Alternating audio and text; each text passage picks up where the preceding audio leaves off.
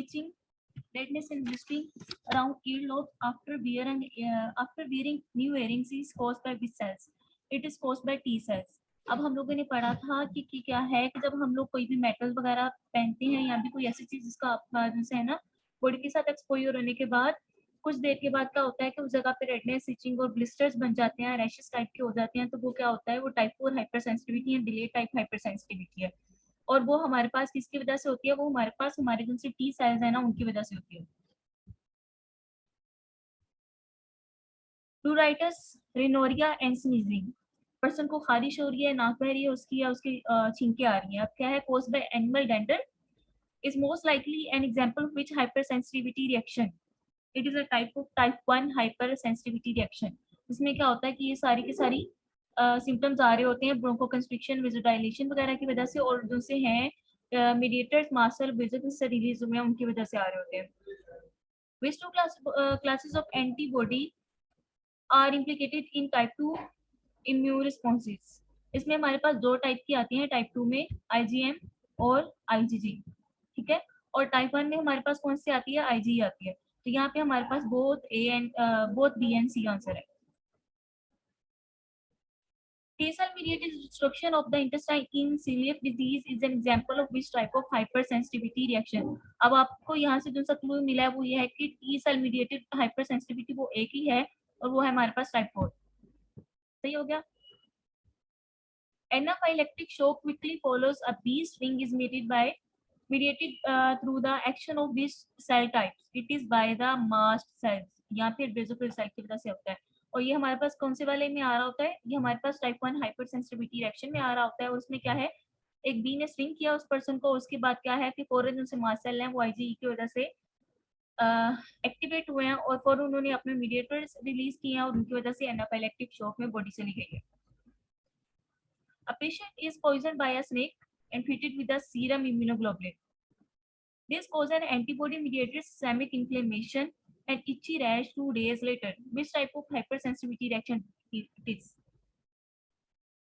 एक पर्सन को क्या हुआ है, स्नेक ने क्या किया है, उसको बाइट किया, उसके बाद उसको सीरम दिया गया है, यानी कि उसको इम्यूनोग्लोबुलिन दी गई हैं। अब क्या होगा कि एंटीजन और एंटीबॉडी कॉम्प्लेक्सेस बनेंगे, और एंटीजन एंटीबॉडी कॉम्प्लेक्सेस किस वाले में बनती हैं, ये बनती है हमारे पास टाइप 3 में। टाइप 2 हमारे पास साइटोटॉक्सिक होती है, टाइप 1 हमारे पास इमीडिएट होती है, और टाइप 4 हमारे पास डिले टाइप होती है और उसमें हमारे पास ट्यूबरकुलिन और कॉन्टैक्ट हाइपरसेंसिटिविटी आती है। If antigen against a specific antibody is present on cell surface, then it will evoke which type of reaction? अगर वो सेल की सरफेस के ऊपर मौजूद है तो एंटीबॉडी वहां पे जाके बाइंड करेगी, कॉम्प्लीमेंट बाइंड करेगा और सेल को लाइसिस करवा देगा, या एडीसीसी का फिनोमेना स्टार्ट हो जाएगा। और अगर सेल जो है ना उसकी सरफेस के ऊपर एंटीजन बाउंड है तो वो टाइप 2 है। लेकिन अगर एंटीजन प्रेजेंट है इन द सोलेबल फॉर्म में, वो फ्री फॉर्म में मौजूद है, तो हमारे पास कौन सा वाला आएगा, तो हमारे पास टाइप 3 आएगी, जिसमें क्या होगा, एंटीजन और एंटीबॉडी कॉम्प्लेक्सेस बनेंगे और कॉम्प्लेक्सेस बनने के बाद वो कहीं ना कहीं पे जाके बॉडी में डिपॉजिट हो जाएंगे। Reactions occurring in humans after injecting the serum from any other species lead to which disease? अब क्या है कि ह्यूमन को क्या किया गया है, सीरम के साथ इंजेक्ट किया गया, तो इसमें सीधा सीधा है कि सीरम सिकनेस हो जाएगी।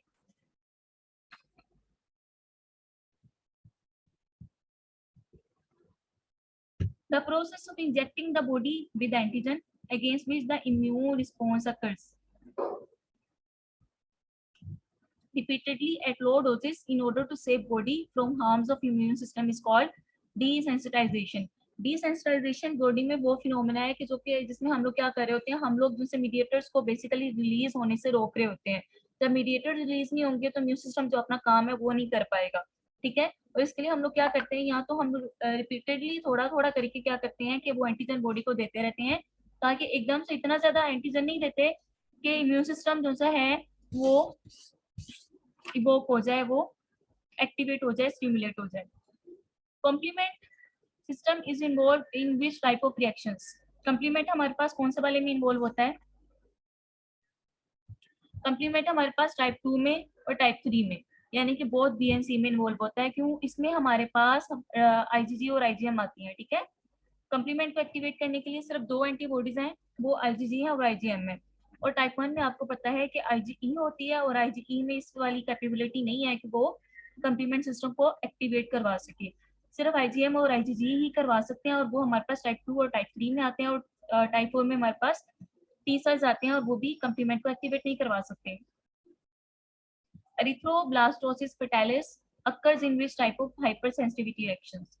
ये हमारे पास होता है in the type 2 hypersensitivity reactions. ये हमारे पास हो रहा है टाइप 2 हाइपरसेंसिटिविटी रिएक्शंस में। Anaphylactoid reaction occurs due to all except, anaphylactoid reaction occurs due to all except, हम लोगों को पता है कि एनाफाइलेक्टिक रिएक्शन की जैसा ही होता है, लेकिन सिर्फ एक इसमें चीज नहीं होती है। एनाफाइलेक्टिक रिएक्शन से एक चीज डिफरेंट होती है, वो ये होता है कि आईजीई की वजह से मास्ट सेल एक्टिवेट नहीं होते, बल्कि जो है ना सेल डायरेक्टली कोई सी भी ड्रग या कोई भी जो सा ये चीजें मौजूद हैं उनकी वजह से एक्टिवेट हो जाते हैं। जबकि आईजीई में क्या होता है, सॉरी एनाफाइलेक्टिक रिएक्शन में क्या होता है कि जो सा आईजीई जो सा होता है ना वो हमारे मास्ट सेल को एक्टिवेट करवा रहा होता है। Genetic predisposition towards allergy is called atopy, या इसको दूसरे पास में हम कहेंगे कि अगर फैमिली में आपका जो सा ना एलर्जी की टेंडेंसी है, इसको हम दूसरे पास में हम कहें तो वो होगा कि फेमिलियल प्रीडिस्पोजिशन टुवर्ड्स एलर्जी। ठीक है, फेमिलियल यानी कि फैमिली के अंदर familial predisposition towards allergy is called as एटोपी।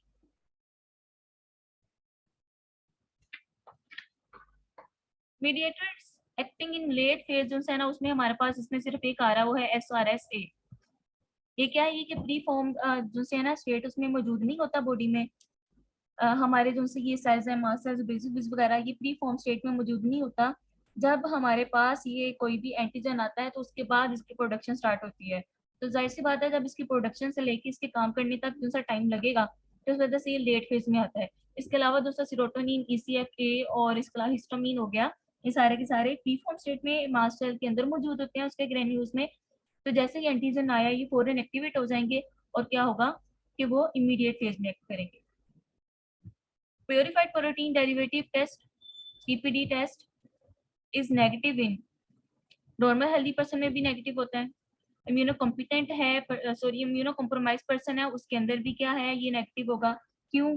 क्योंकि पीपीडी टेस्ट का जब हम लोग बैकग्राउंड नॉलेज देखते हैं तो उसमें क्या होगा, उसमें हम लोगों को ये पता है कि जो से हमारी बॉडी के अंदर मेमोरी टी सेल्स बने होते हैं, वो क्या करेंगे वो पूरी बॉडी के अंदर डिस्ट्रीब्यूट है। सबसे पहले हम लोगों ने कल ये बात पढ़ी थी इसके बारे में कि क्या होता है कि लेटेंट फेज में जब माइकोबैक्टीरियम ट्यूबरकुलोसिस का इन्फेक्शन होता है लेटेंट फेज में, तो क्या होता है उसमें हमारी बॉडी के अंदर cytotoxic carrier memory T cells बनते हैं और वो पूरी बॉडी के अंदर डिस्ट्रीब्यूट कर जाते हैं। मोस्ट ऑफ द टाइम वो ज्यादातर जिनसे स्किन वाली सर्फेसिस के ऊपर होते हैं। अब क्या होगा कि वो स्किन के पास है, जैसे ही हम लोग जो सा प्योरीफाइड प्रोटीन डेरिवेटिव जो सा है ट्यूबरक्यूलिन जो सा प्रोटीन है उसको बॉडी के अंदर इंजेक्ट करते हैं, तो क्या होगा आफ्टर सम टाइम वो जो साइटोटॉक्सिक टी सेल है ना वो उस वाले एंटीजन के साथ जो कि अभी हम लोगों ने ट्यूबरकुलिन बॉडी के अंदर इंट्राडर्मली इंजेक्ट किया है उसके साथ क्या करते हैं, उसके साथ वो उसके अगेंस्ट क्या करते हैं रिएक्शन कोज करना शुरू हो जाता है। उस जगह पे इंड्यूरेशन यानी कि एक छोटी सा स्वेलिंग का एरिया और साथ में रिदमा यानी कि ब्रेडनेस का एरिया आ जाता है। सही है, अगर वो इंड्यूरेशन यानी कि स्वेलिंग और प्लस रिदमा यानी कि रेडनेस आ गया तो इसका मतलब है कि पीपीडी टेस्ट पॉजिटिव है। अब यहाँ पे हम लोगों ने बात ये कर रहे हैं कि पीपीडी टेस्ट जो है ना इनएक्टिव कब होगा, नॉर्मल हेल्दी पर्सन है उसको किसी किस्म का लेटेंट ट्यूबरकुलोसिस का इंफेक्शन नहीं है उसमें भी ये नेगेटिव होगा। इम्यूनो कंप्रोमाइज पर्सन है तो उसमें भी क्या होगा कि उसके हेल्पर टी सेल भी तो नीचे चले गए ना, सप्रेस हो गए हुए हैं। इम्यूनो कंप्रोमाइज पर्सन में तमाम तरह के इम्यून सिस्टम के तमाम कंपोनेंट क्या होते हैं सप्रेस हुए होते हैं, तो इसमें भी ये नेगेटिव होगा। लेकिन जो है ना लेटेंट माइक्रोबैक्टीरियम ट्यूबरकुलोसिस जो है ना इन्फेक्शन इसमें ये पॉजिटिव होगा, तो इसमें हमारे पास बहुत ए एंड बी आंसर आ रहे हैं।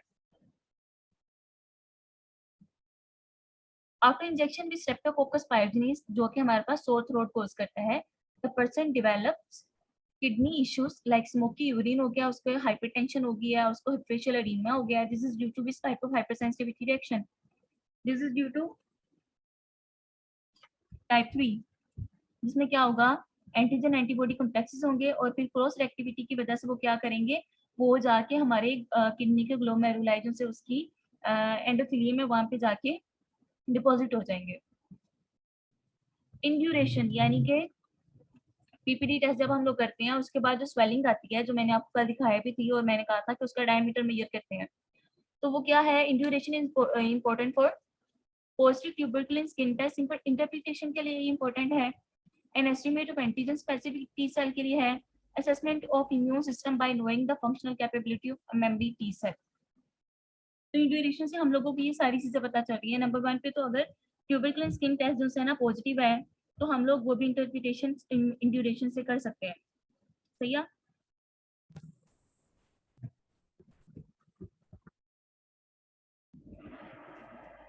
अच्छा, हम लोग बात कर रहे थे अबाउट द इंड्यूरेशन। इंड्यूरेशन क्या थी? Induration is the swelling. ठीक है, इंड्यूरेशन इज द स्वेलिंग जो कि हमारे पास पीपीटी जब हम लोग इंजेक्ट करते हैं, ट्यूबरकुलिन को इंजेक्ट करते हैं, तो तब आती है। अगर बॉडी के अंदर क्या है, वो सेल मौजूद हैं, मेमोरी टी सेल्स, अगर वो मौजूद हैं तो क्या होगा कि उस जगह पे स्वेलिंग हो जाएगी, साथ में रेडनेस होगी। तो एक तो हम लोग इंटरप्रिटेशन कर सकते हैं कि ट्यूबरकुलिन टेस्ट पॉजिटिव है कि नहीं है। इंड्यूरेशन आई है तो इसका मतलब है कि वो पॉजिटिव है। इसके बाद हम लोग एंटीजन स्पेसिफिक टी सेल का भी इसके जरिए से एक एस्टिमेट लगा सकते हैं। ठीक है, इन ड्यूरेशन के साइज से हम लोगों को ये पता चल जाएगा कि एंटीजन स्पेसिफिक टी सेल मौजूद हैं कि नहीं है। और इसके बाद जो है ना, हमारे जो बॉडी के अंदर मेमोरी टी सेल है, उनका फंक्शनल कैपेबिलिटी को भी हम लोग इसके जरिए से असेस कर सकते हैं। यानी कि इनडायरेक्ट अगर हम लोग उसकी कॉन्सेप्ट को बेसिक देखें, तो हम लोग ये भी देख सकते हैं कि हमारा इम्यून सिस्टम कितना एक्टिव है, उसका फंक्शनल कैपेबिलिटी कितनी अच्छी है, इसके जरिए से by finding out the functional capability of the memory T sales. तो इसमें हमारे पास इन ड्यूरेशन से हम लोग ये सारे के सारे काम कर सकते हैं।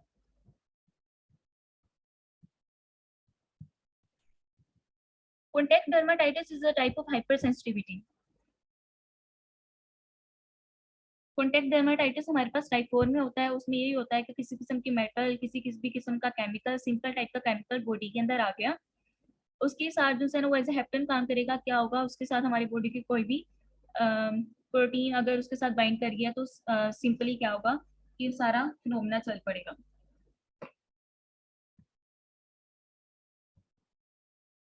Atopic individual produce an increase amount of IgE, ये हम लोगों को पता है इंटरल्यूकिन 4 की वजह से होती है।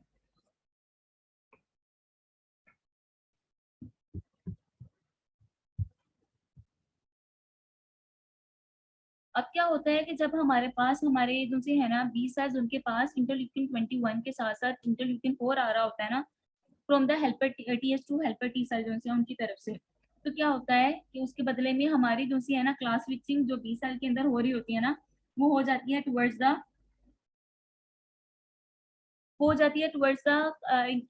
IgE प्रोड्यूसिंग जो सी है ना इम्यूनोग्लोबुलिन। ठीक है, IgE उसके जरिए से हमारे पास इम्यूनोग्लोबुलिन 20 सेल्स बना रहे होते हैं, जब इंटरल्यूकिन 21 के साथ हमारे पास इंटरल्यूकिन 4 आ रहा होता है।